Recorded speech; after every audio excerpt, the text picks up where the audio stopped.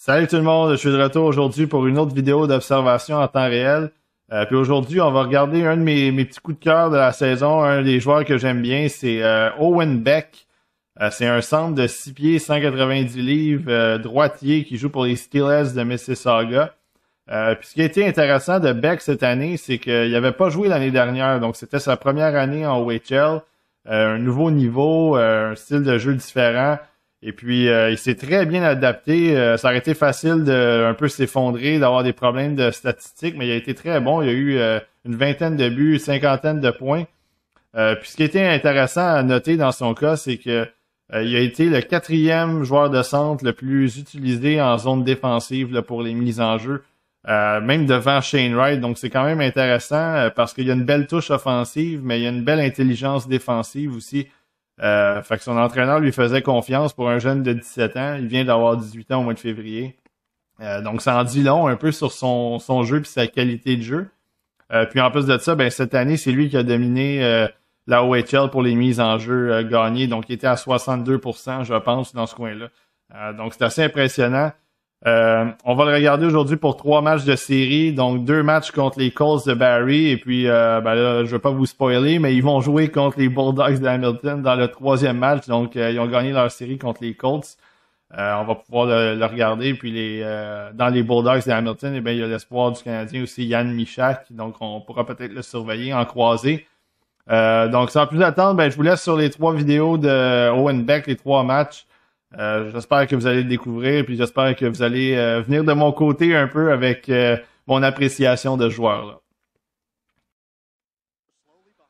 Ouais, donc le premier match, c'est évidemment contre les Colts de Barrie, comme je le mentionnais. Owen Beck au centre, numéro 92. Moi, je suis numéro 92, donc Owen Beck, automatiquement, il est rendu 5e sur ma liste. Ma blague à part, c'est un gars qui est...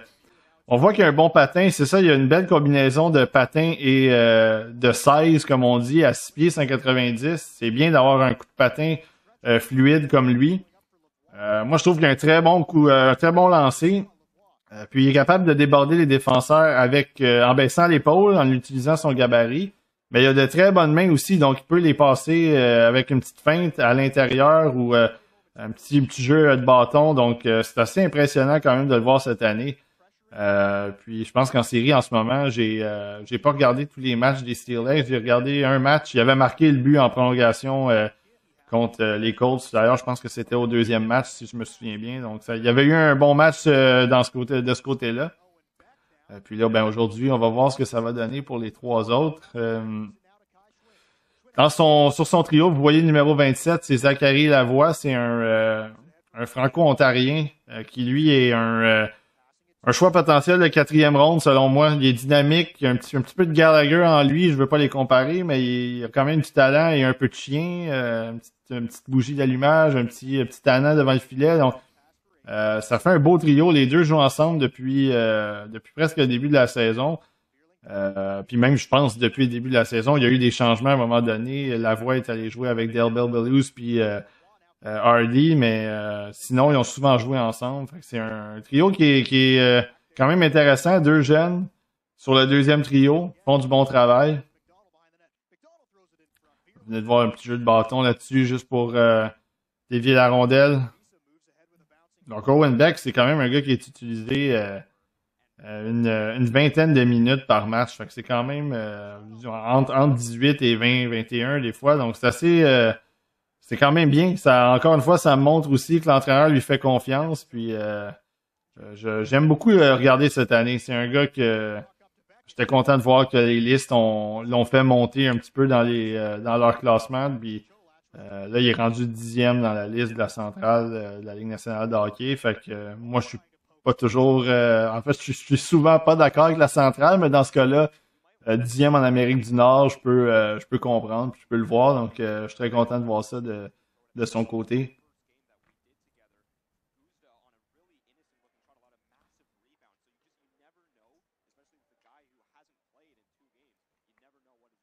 Ouais, encore, regardez, vous avez vu la petite anticipation là-dessus. Il a voulu aller faire son échec avant vers le défenseur, puis il s'est tout de suite déplacé à la dernière seconde. Beau jeu de bâton, intercepté cette rondelle-là. Fait que Encore une fois, c'est rien de spectaculaire, mais c'est un petit jeu efficace comme ça. On le voit travailler en désavantage numérique, là. Ça aussi, c'est une facette de son jeu qui est capable d'exceller, entre guillemets. Fait qu'on le voit assez agressif, puis capable de couper les lignes de passe. Fait que ça c'est bon pour lui. Ça aide des fois à créer de l'attaque justement par la défensive. Un peu comme Shane Wright, je les compare pas, mais Shane Wright est très bon pour ça aussi, avec les bâtons, avec la lecture du jeu. Là-dessus, bel arrêt de son gardien, puis un beau dégagement. On le voit encore au bumper, justement. Owen Beck. Hop là. Ben, il y a eu un but. On l'a pas vu. Je sais pas trop pourquoi qu'on nous a montré le gars qui sortait du banc. Ça changeait pas grand-chose à notre vie, mais il y a eu un but. Donc, je sais pas si... ça ressemblait à un tir de la pointe. Je sais pas s'il y a eu une déviation quelconque. Mais bref, 2-0 Mississauga. Ça, Beck, c'est quelque chose de... petite feinte là-dessus, encore en zone neutre. C'est quelque chose, des fois, Beck, qui me titille un peu à 6 pieds 190. J'aimerais le voir un petit peu plus physique. Encore une fois, sans nécessairement qu'il démolisse tout le monde le long de la bande. Juste complète un petit peu plus des mises en échec. Mais sinon, tu sais, il est capable quand même de donner quelques petites mises en échec ici et là.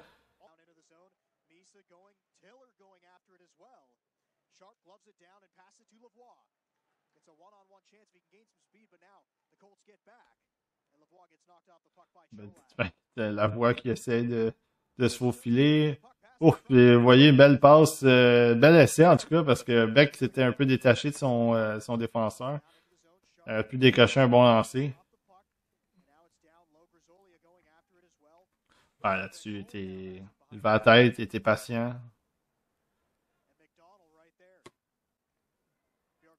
Pas trop de... Il y avait un petit peu de pression, mais c'est un jeu en théorie qui devait être fait.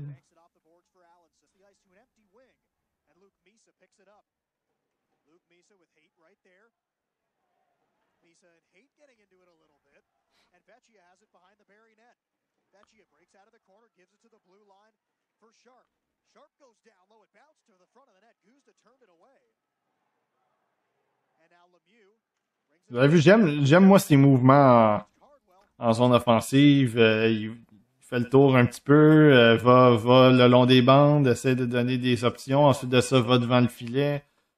Si jamais il y a des tirs pour faire dévier, si jamais il y a une possibilité de prendre un lancer.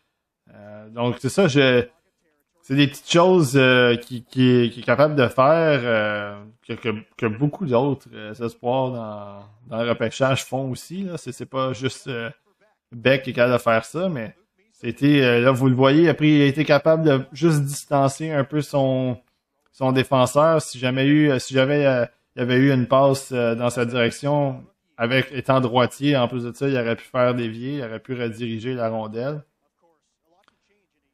Donc c'est ça, c'est pas encore une fois positionné devant le filet, il s'était fait oublier un petit peu. Et encore une fois, il coche un lancer, bel arrêt du gardien. Surtout à 2-0, ça n'a pas le droit de rentrer, l'angle un peu restreint.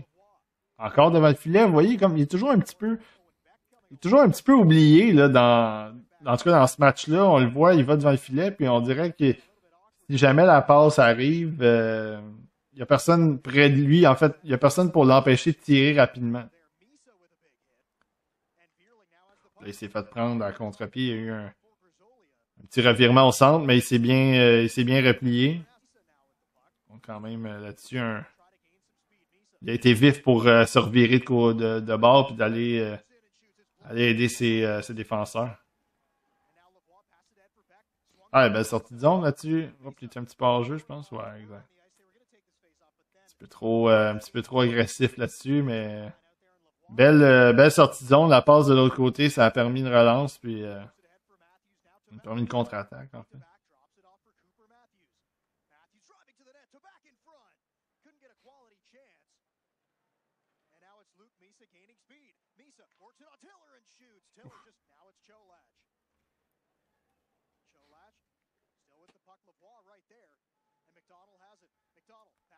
Ouais, c'est son gars en avant.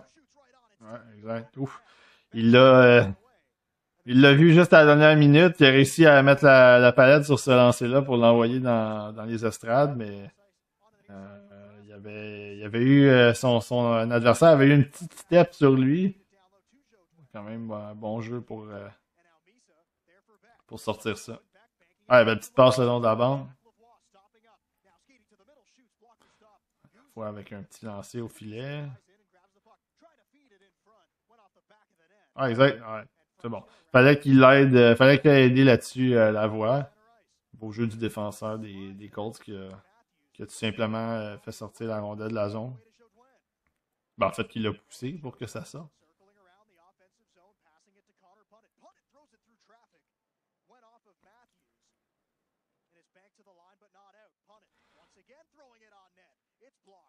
Ouais, ça c'était le gars à Beck, par exemple. Fallait il l'a suivi un petit peu nonchalamment, puis c'est lui qui a récupéré la rondelle. Au moins, il a réussi à mettre le bâton un peu pour empêcher qu'il y ait un tir franc. Un beau jeu.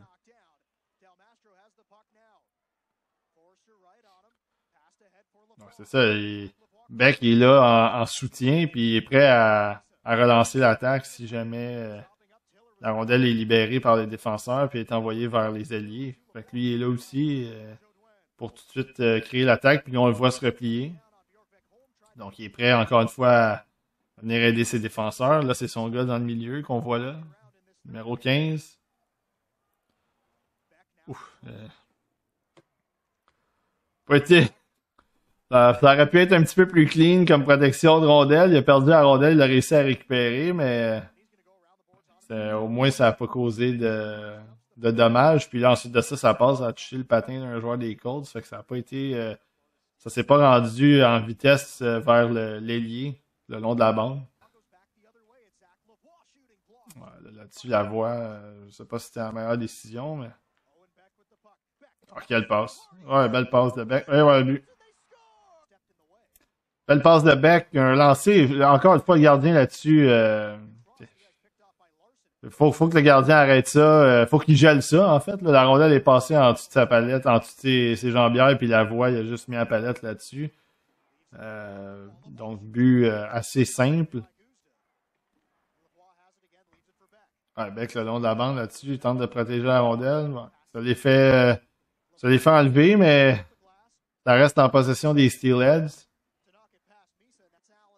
Voilà, 6 contre 5. Ça bourdonne un petit peu. Bon, suit un peu, le mouvement, mais en même temps, il est un peu dans le milieu.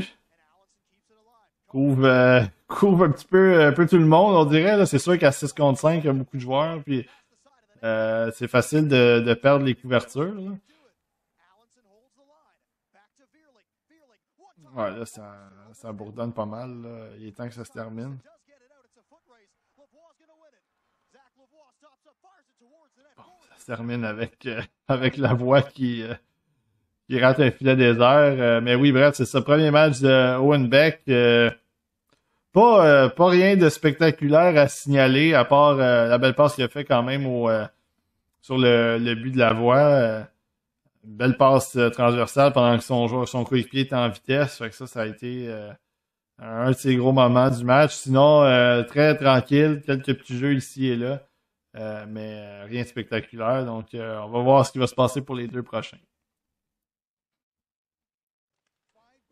Ouais, donc deuxième match de Owen Beck et des Steelheads. Et puis, là, cette fois, la série s'est transportée à Barrie. Donc, Mississauga est en blanc. Numéro 92 qu'on voit, Owen Beck, toujours en vitesse de droitier assez imposant. Donc, quand même, on le reconnaît. Avec la rondelle là-dessus. Ouais, c'est ça que je disais tantôt, il est capable de déborder en vitesse. Ben, c'est ça. Il y avait la rondelle, puis il a juste attaqué le défenseur à l'extérieur. Puis, ben c'est ça, il a conservé la rondelle. C'est juste que là, malheureusement, il n'y a pas eu de suite à ça. La rondelle n'a pas été renvoyée devant le filet ou il n'a pas réussi à vraiment créer quelque chose avec ça. Mais quand même, c'est ça, on a eu un petit aperçu de sa rapidité, sa capacité à garder la rondelle.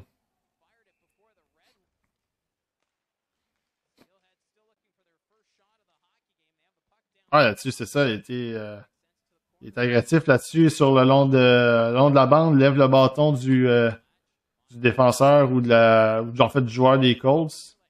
Encore en repli là-dessus, il était un petit peu harcelant avec le bâton.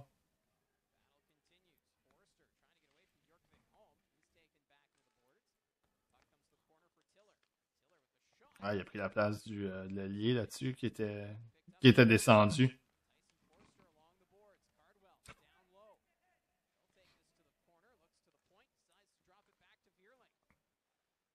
Ah, il est revenu au centre. Euh, ah, exact. Excellent. Ça, c'est. Il était le long de la bande, il est revenu au centre, puis là, il a réussi à bloquer une passe, puis à un peu permettre à son équipe de récupérer la rondelle.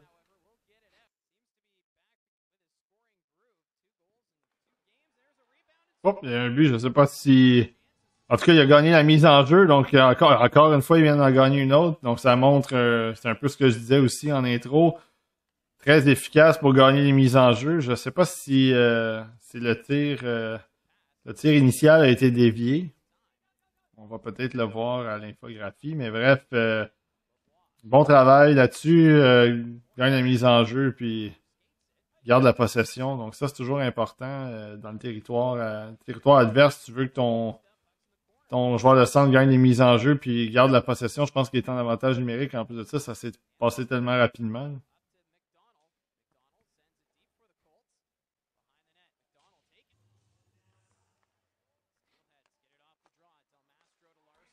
Il est prêt à tirer. Ouf, raté son lancer.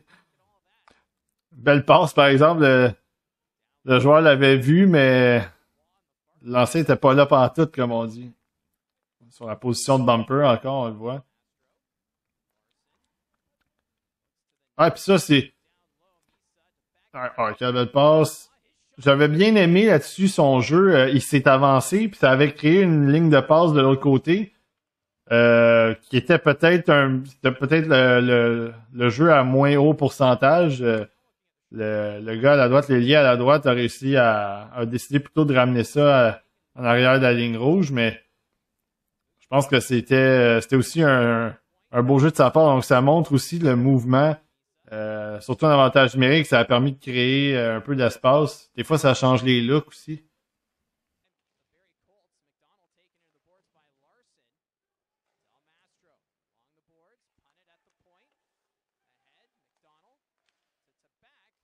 Encore là, devant le filet, Beck essaie de faire le ménage, si on veut, de déblayer. Prêt à relancer, exact. On va voir ce qui va arriver dans un contre 2. Encore une fois en vitesse, comme je disais.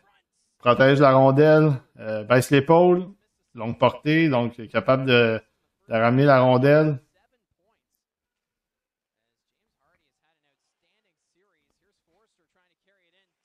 Il se replie aussi, donc puis il est prêt à relancer maintenant, exact.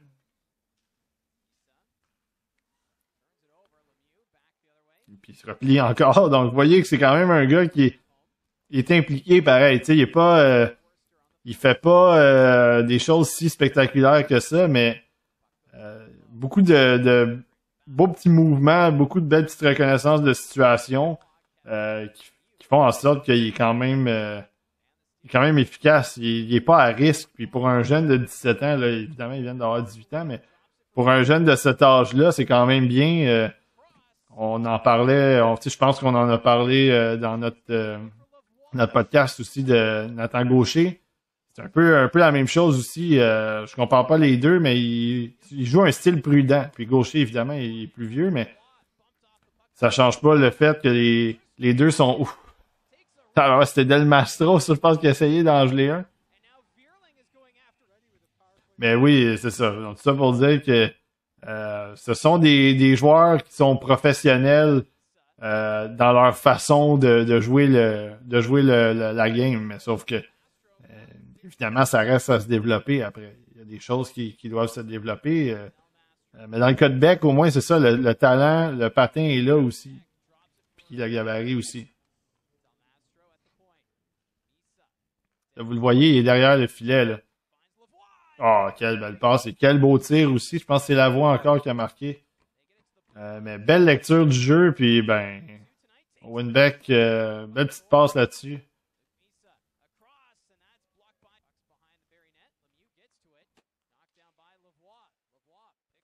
Puis là, vous le voyez, il est rendu de l'autre côté maintenant. Il était... Ouf, encore une belle petite passe là-dessus. Mais c'est ça, il a été sur le bumper. Là, tantôt, il agissait un peu derrière le filet. Là, il était rendu sur son one-timer du côté gauche. Donc, c'est ça, c'est vraiment utilisé. Ouf, ça, c'est une petite passe sneaky là-dessus encore. Ouais, on dirait que là, les gars des Steelheads à 4-0, ils mènent 3-2 la série. Ils commencent à aimer leur talent un petit peu. Là.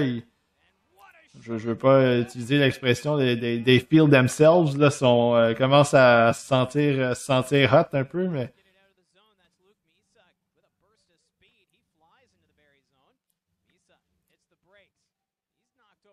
Ouais, il va l'aider, exact. C'était pas mauvais de l'essayer, mais les chances que ça se rende de l'autre côté, c'était assez mince. Quel arrêt. Je sais pas si le gardien là-dessus il a réussi à y toucher un peu, mais quel arrêt. Ou peut-être le poteau.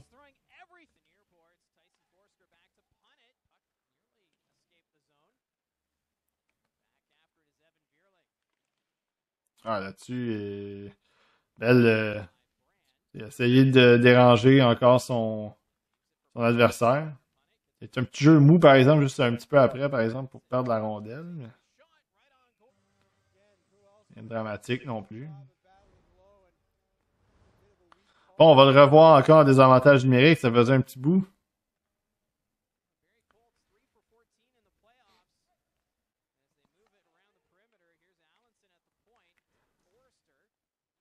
Ouais,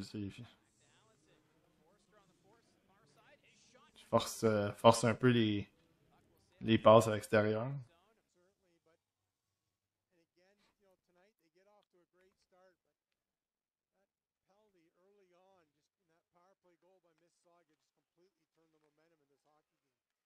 Ouf, là. Ah, sur le poteau. Ouf.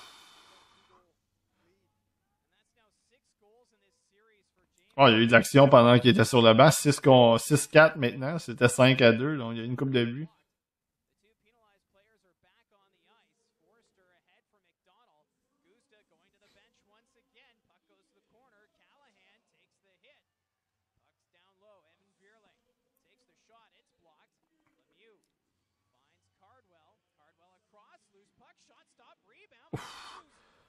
Il est arrivé à la dernière minute pour dégager cette rondelle-là.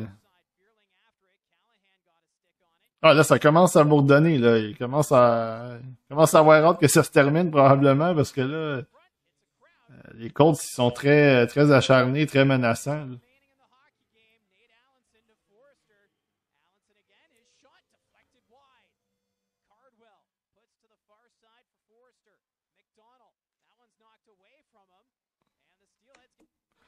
Ouais, ça se termine avec un dégagement. Ouais, ben, 10-4, finalement, c'était parti raide pour les Colts, mais ils ont rendu ça un peu plus serré en fin de match. On a vu dans ce match-là Beck un petit peu plus de talent de passeur, un petit peu plus de jeu.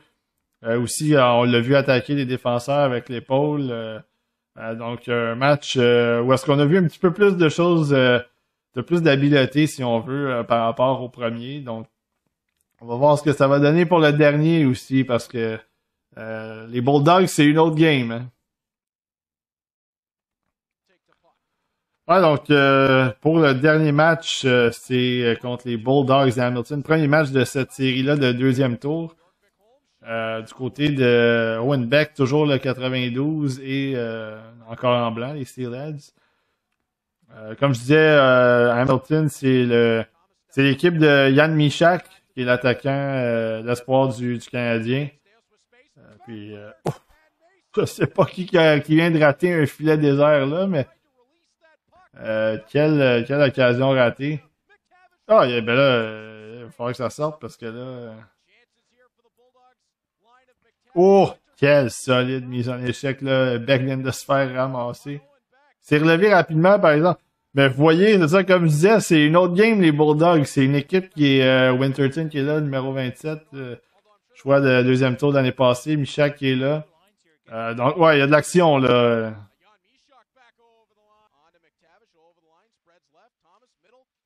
23 Mason McTavish, il est devant le filet. Donc, choix de troisième choix au total. Celui des Ducks au dernier repêchage. On l'a vu à quel point il avait été solide au championnat mondial de hockey junior, même si ça avait été seulement 2 matchs. Il a même joué aux Olympiques aussi.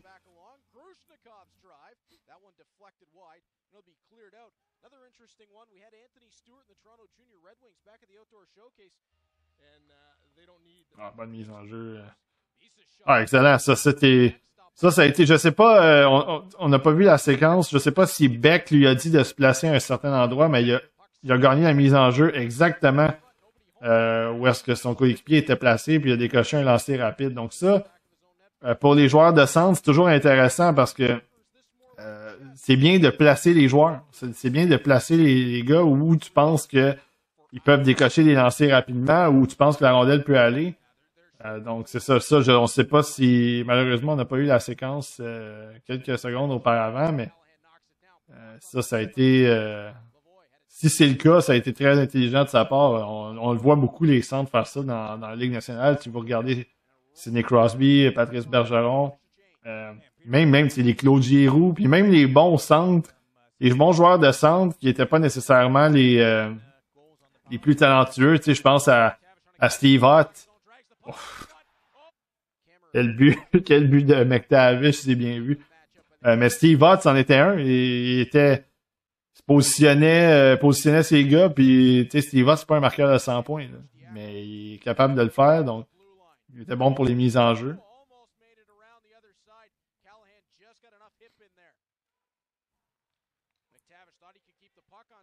Ah, une ouverture là-dessus. La petite fin, vous avez vu les petites mains, ensuite de ça, la petite passe à un endroit où est-ce que la voie était allée. Malheureusement, la rondelle a glissé juste à côté. Donc, c'est sûr qu'il faut que tu augmentes ton niveau contre un club comme ça. Hamilton ils ont terminé au premier rang de... je ne veux pas dire la niaiserie, mais je pense qu'ils ont terminé au premier rang du classement général. Donc, c'est assez... c'est pas une équipe que tu veux... c'est pas une équipe que tu veux affronter en série. Surtout si tu joues un peu mollement, mais bon. Ça, le numéro 33 que vous avez vu qui joue sur le trio de Lavoie et Beck, c'est Luke Misa. C'est une autre recrue aussi. Donc les trois recrues, trois jeunes qui jouent sur le même trio. Puis Luke Misa, complément d'information, c'est le frère de Michael Misa qui est considéré comme le numéro 1 en 2025. Donc je veux pas tout de suite m'avancer, mais il est déjà pressenti pour être le numéro 1 du repêchage de la Ligue nationale en 2025. Il vient d'avoir son statut d'exceptionnel dans la OHL. Il va aller jouer à Saginaw qui l'ont repêché au premier rang au total. Donc, c'est ça. C'est complément d'information. Peut-être que dans 2 ans, on aura l'occasion de faire une vidéo sur lui, puis j'aurai peut-être des observations sur son jeu pour parler de lui du repêchage de 2025. Mais en attendant, Owen Beck qui est là, là, il était encore devant son... Ouais, là, c'est ça, ça a été un beau jeu de la part des Bulldogs. Ils ont été chanceux, les Steelers, de s'en tirer, parce que là, encore une fois, il y avait des joueurs de libre. Beck semblait pas couvrir grand monde devant le filet. Il était positionné, mais... il y avait pas son homme, on dirait. Là.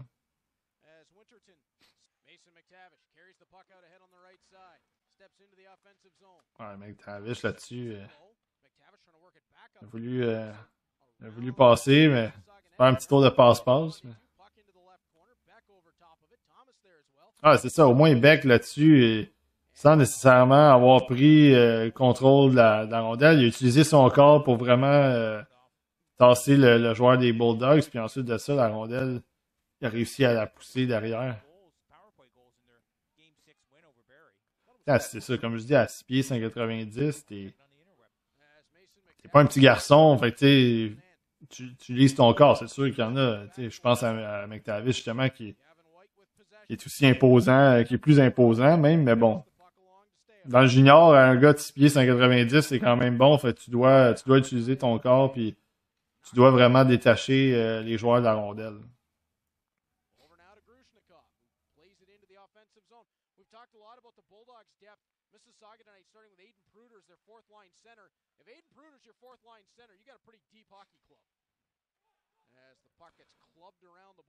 Ouf.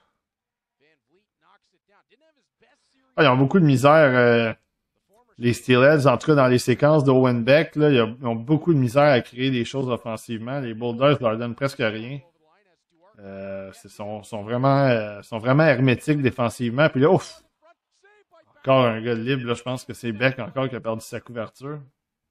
Pas évident là, dans ce match-là.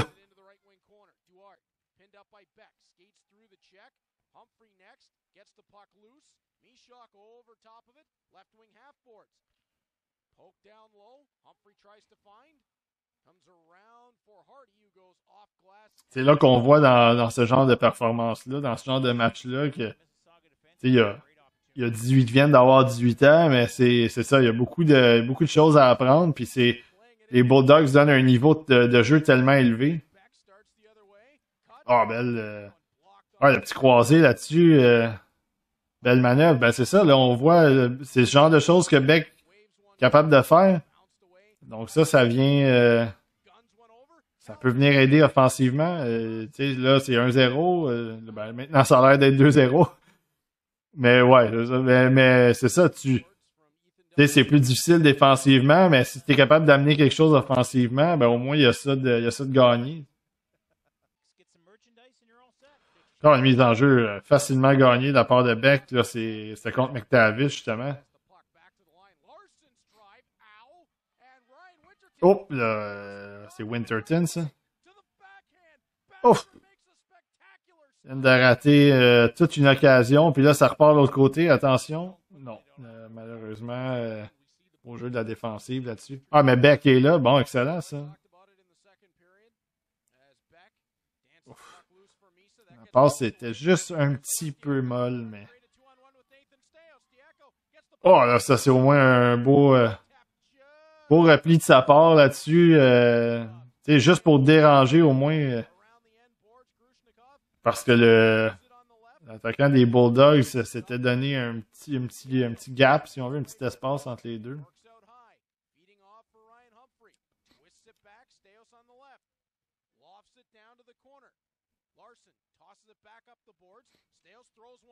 Ouh.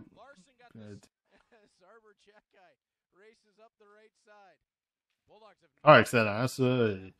Beck était là pour l'harceler un peu, mais le défenseur a fait le travail. Il a juste stoppé là, puis Beck qui était là en soutien, il a juste pu récupérer la rondelle. Donc ça, c'est un beau jeu. Ouf, bon lancé. C'est ça, c'est le genre de choses que tu sais, Beck a un bon tir, fait que je veux le voir des fois, pas sans nécessairement craquer en malade, juste, tu sais, envoie ça au filet. Ce que peut-être que vous avez remarqué dans les tirs, c'est qu'il vise souvent en haut, par exemple. Donc ça, c'est quelque chose des fois que tu dois... faut que tu diversifies un peu tes lancers parce que surtout des fois quand il y a du monde devant le filet, un tir bas, un tir dans les jambières qui peut donner des retours ou qui peut se faire dévier, c'est des bonnes options aussi. Tu n'es pas toujours obligé de traverser toi-même le gardien. Je sais pas s'il y a eu un but, on nous remonte cette séquence-là. Ouais, la voix qui l'a marqué.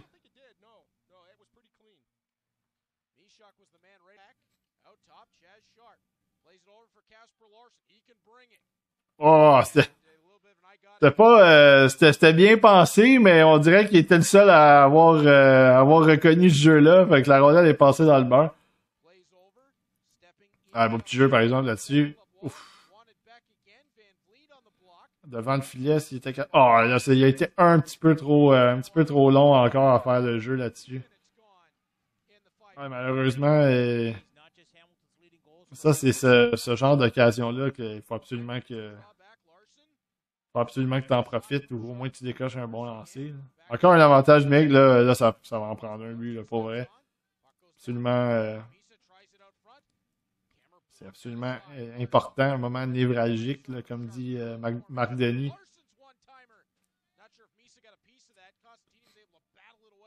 Oups, ouais.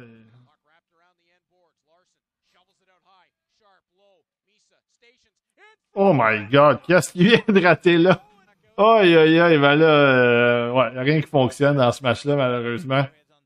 Euh, c'est pas que les occasions sont pas là, ou c'est pas qu'il y a pas la rondelle sur la palette, puis il y a pas les occasions de faire des jeux, mais là, c'est manque de finition, là. Manque de finition, puis là, tu sais, il y avait un avantage numérique il y avait plus de 2 minutes, fait que peut-être que c'était un 4 minutes qui a été décerné, puis là, ils sont pas capables d'en profiter, fait ça, c'est mortel comme ça, à 4-1 en fin de troisième, en plus de ça.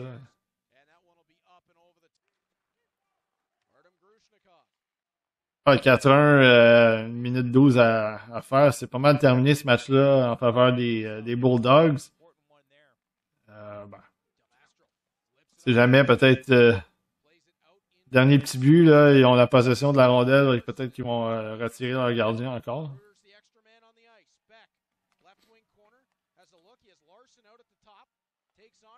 Ah, belle passe.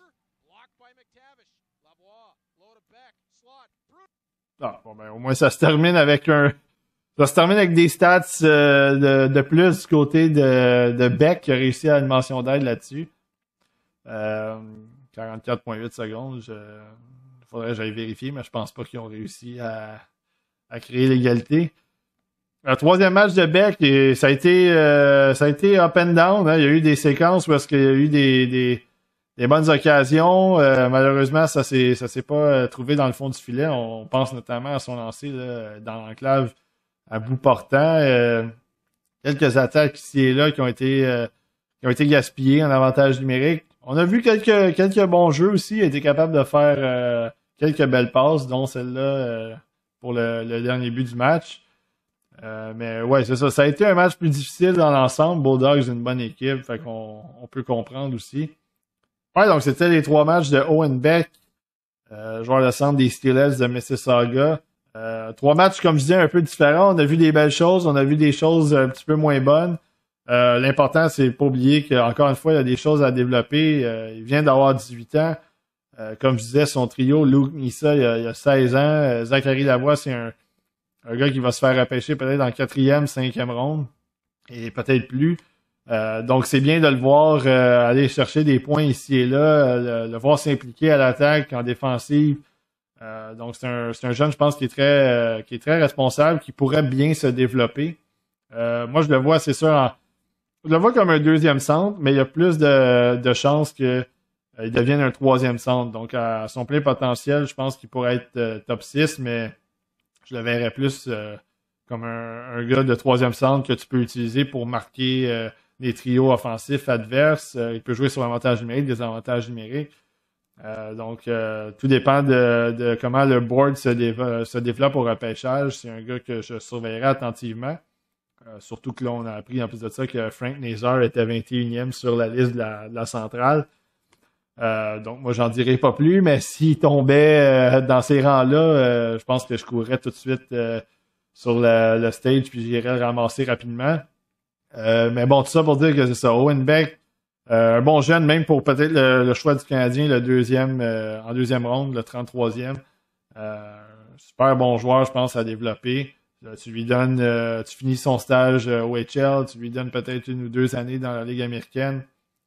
S'il arrive dans la Ligue nationale à 22, 23 ans, c'est parfait. Il a pris le temps de développer ses habiletés, il a pris le temps de prendre l'expérience, puis c'est ça.